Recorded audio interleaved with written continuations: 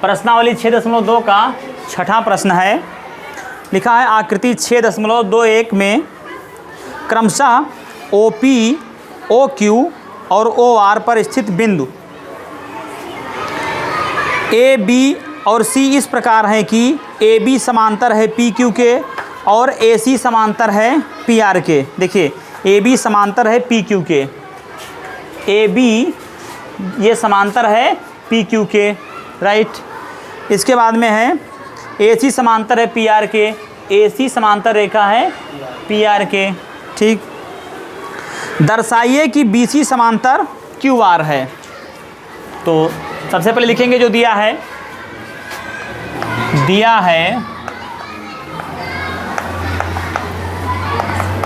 क्या इसमें दिया गया है, तो इसमें दिया गया है कि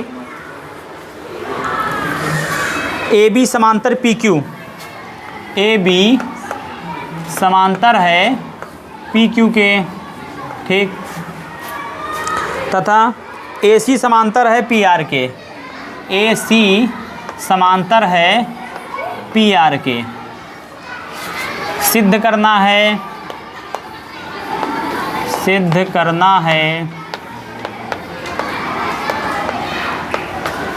क्या सिद्ध करना है कि BC समांतर QR है, यानी BC QR के समांतर है। ये आपको दिखाना है कि BC जो है ये QR के समांतर है। तो लिखेंगे इसमें सिद्ध, क्या सिद्ध करेंगे कि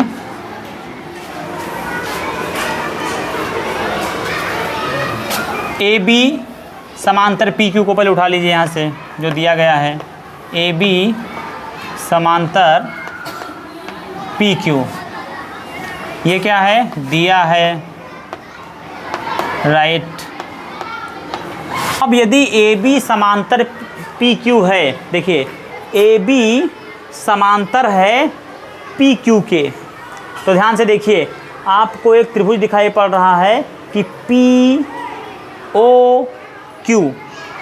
ये जो त्रिभुज है इसी में तो AB एक रेखा खींची गई दोनों भुजाओं पर। तो यदि ये समांतर है AB जो है इसके, तो त्रिभुज बन जाएगा POQ और इसमें AB समांतर PQ है। तो देखिए ध्यान से ये शीर्ष हो गया त्रिभुज का, तो ये हो जाएगा OA बटे AP, OA बटे AP। फिर इसी प्रकार से OB बटे OQ, इसका रेशियो बराबर होगा OB बटे BQ। इसका रीजन दे दीजिए BPT से,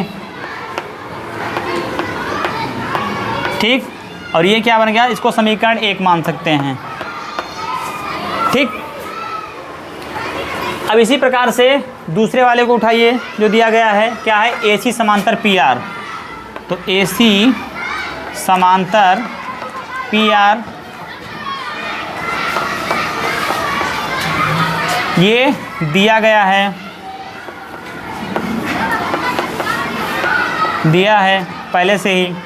अब यदि AC समांतर है PR के, देखिए AC समांतर है, ये AC जो है ये समांतर है PR के, तो त्रिभुज कौन से, किस त्रिभुज की बात कर रहा है, ये बात कर रहा है ROP की, या आप इसको ऐसा कह सकते हैं कि POR त्रिभुज की बात कर रहा है। इसी में तो देखो एक रेखा खींची गई दोनों भुजाओं पर प्रतिच्छेद करती हुई, तो ये क्या हो जाएगा, ये हो जाएगा BPT के रूल के अकॉर्डिंग OA बटे AP। ध्यान दीजिए इसमें आपने क्या किया था, जो इसका शीर्ष इस त्रिभुज का यहाँ से आपने लिखा था, तो इसको भी यहीं से लिखेंगे, पता चले कि इसमें इधर से लिख दिया, इसमें इधर से लिख दीजिए, ठीक। अगर या तो इसको भी इधर से लिखे होते, तो इसको हमने किधर से लिखा था, इधर से लिखा था ना कि OA बटे OP, तो यहाँ भी ऐसे लिखेंगे कि OA बटे AP। इस वाले त्रिभुज में OA बटे AP का रेशियो बराबर होगा किसके, OC बटे CR के, OC बटे CR के। रीजन दे दीजिए BPT से, और ये हो गया समीकरण नंबर 2, इसको आप मान सकते हैं। इसके बाद में अब ध्यान दीजिए, समीकरण 1 एवं 2 में देखिए कुछ कॉमन आपको दिख रहा है क्या? OA/AP यहाँ भी है, OA/AP यहाँ भी है, और इसके बराबर में, इसके बराबर में ये है। तो देखिए बायां पक्ष जो है दोनों में समीकरण में बराबर है कि नहीं बराबर है, तो जाहिर सी बात है कि दायां पक्ष भी बराबर है। जब बायां पक्ष बराबर है इसका मतलब कि दायां पक्ष भी बराबर है, क्योंकि देखो यहाँ पर OA/AP लिखा है, OA/AP यहाँ भी लिखा है, तो इसका मान यही एक ही चीज़ तो लिखी है दोनों जगह, तो इसका मान यहाँ है इतना, तो इसी का मान इतना है यहाँ पर, तो क्या ये इसके बराबर नहीं होगा? होगा। यानी जब बायां पक्ष बराबर है तो जाहिर सी बात है कि दायां पक्ष भी बराबर ही होगा। तो हम लिखेंगे कि समीकरण 1 एवं 2 से, या समीकरण 1 एवं 2 की तुलना करने पर क्या मिलेगा कि OB/BQ बराबर है किसके? OC/CR के, OC/CR के। ठीक, अब ध्यान दीजिए, यदि OB/BQ बराबर है OC/CR के, देखिए कहाँ पर लिखा हुआ है, तो ये लिखा हुआ है यहाँ पर, देखिए OB, देखो इधर OB/BQ, यही तो लिखा है OB/BQ, और फिर बराबर है OC/CR के, OC/CR के।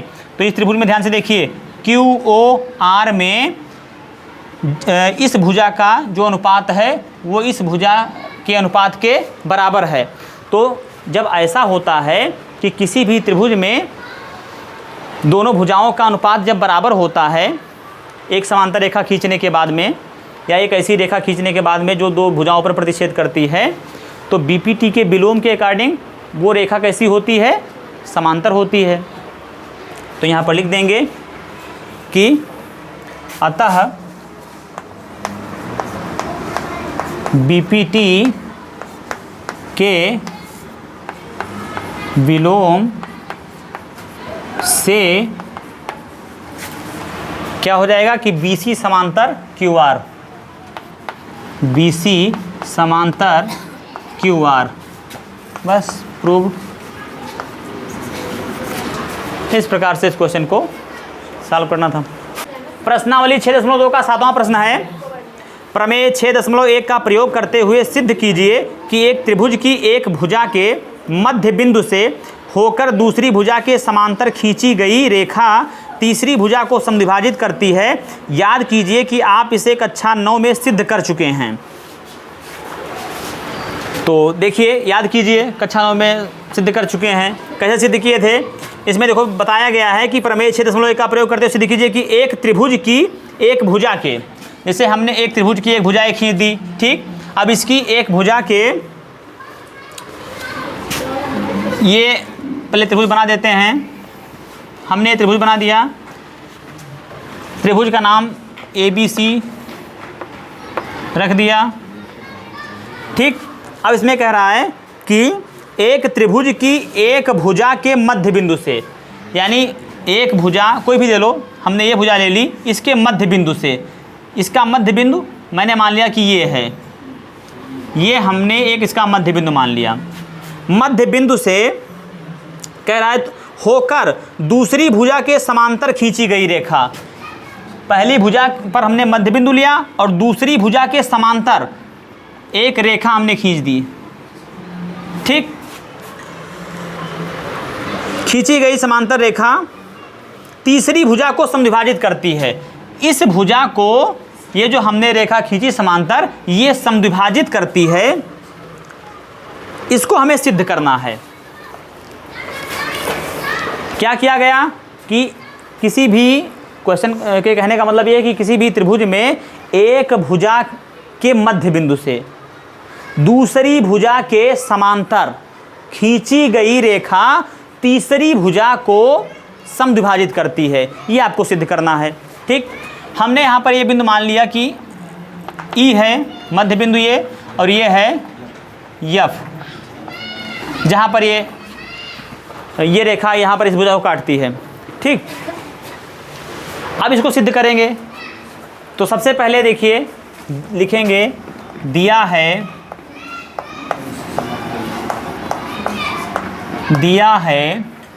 क्या दिया गया है इसमें, तो इसमें हमें दिया गया है कि त्रिभुज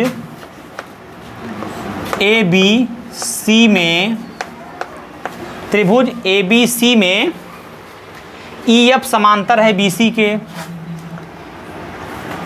यहाँ लिख दीजिए EF समांतर है BC के। ठीक, तथा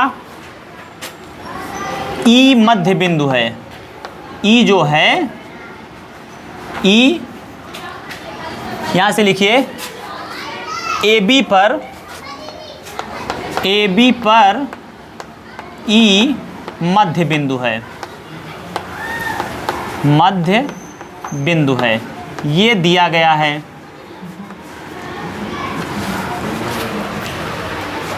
सिद्ध क्या करना है, सिद्ध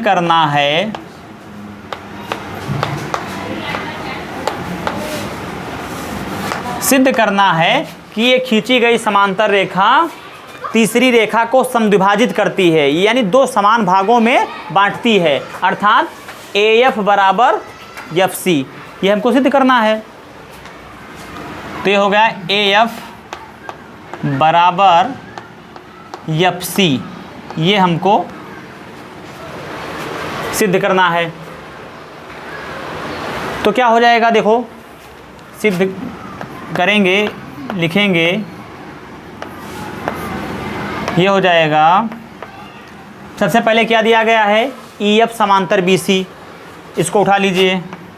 EF समांतर है BC के, ये तो दिया ही गया है, दिया है, राइट। अब अगर EF समांतर है BC के, EF समांतर है BC के, तो BPT के रूल के अकॉर्डिंग क्या हो जाएगा, AE बटे EB, AE बटे EB बराबर AF बटे FC, AF बटे FC, ब्रैकेट में रीजन दे देंगे BPT से। ठीक, अब यहाँ पर ध्यान दीजिए, और क्या दिया गया है कि AB पर E मध्य बिंदु है, यानी कि AB पर E जो है वो बिल्कुल बीचों बीच में स्थित है। तो बीचों बीच में स्थित है, इसका मतलब क्या है कि A से E तक की जो दूरी होगी, जो लंबाई होगी, वही लंबाई E से B की होगी, क्योंकि ये मध्य बिंदु पर स्थित है ना। तो यहाँ पर लिखेंगे चूंकि E मध्य बिंदु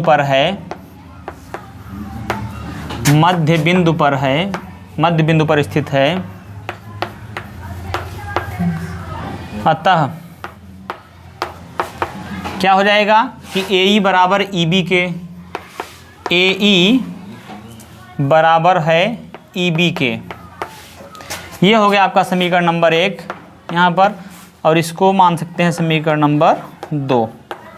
ठीक, तो ध्यान दीजिए AE का मान जो है वो कितना है, EB है। तो AE का मान उठा करके अगर हम समीकरण नंबर 1 में रख दें, देखो यहाँ पर AE लिखा है ना, तो हमें इसका साल मिल जाएगा। तो हम लिखेंगे कि AE का मान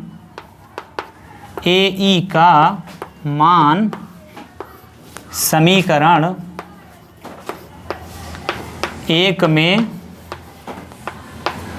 रखने पर, समीकरण 1 कहाँ है, यहाँ पर है, AE बटे EB है। तो AE का मान कितना है, EB, अर्थात AE के स्थान पर हम EB लिख सकते हैं ना। तो हमने लिख दिया EB बटे में, ऑलरेडी से EB लिखा ही है, EB बराबर AF बटे FC, AF बटे FC। ठीक, तो देखो EB से EB कैंसिल आउट हो गया, ई बी एक कम ई बी और ई बी कम ई बी, क्या बचा यहाँ पर 1/1 यानी कि 1, तो ए एफ और बटे एफ सी इधर बचा, तो क्या करेंगे इसमें क्रॉस मल्टीप्लाई कर दो, तो क्या हो जाएगा, ये हो जाएगा कि ए एफ गुणे 1 तो कितना हो गया, इधर लिख रहे हैं ए एफ गुणे 1 तो ये हो गया ए एफ और बराबर, ठीक, एफ सी गुणे 1 तो क्या हो गया एफ सी। और ध्यान से देखिए तो हमें सिद्ध भी यही करना था कि ए एफ बराबर एफ सी, ए एफ बराबर एफ सी, प्रूव। इस प्रकार से इस क्वेश्चन को सॉल्व किया जाएगा।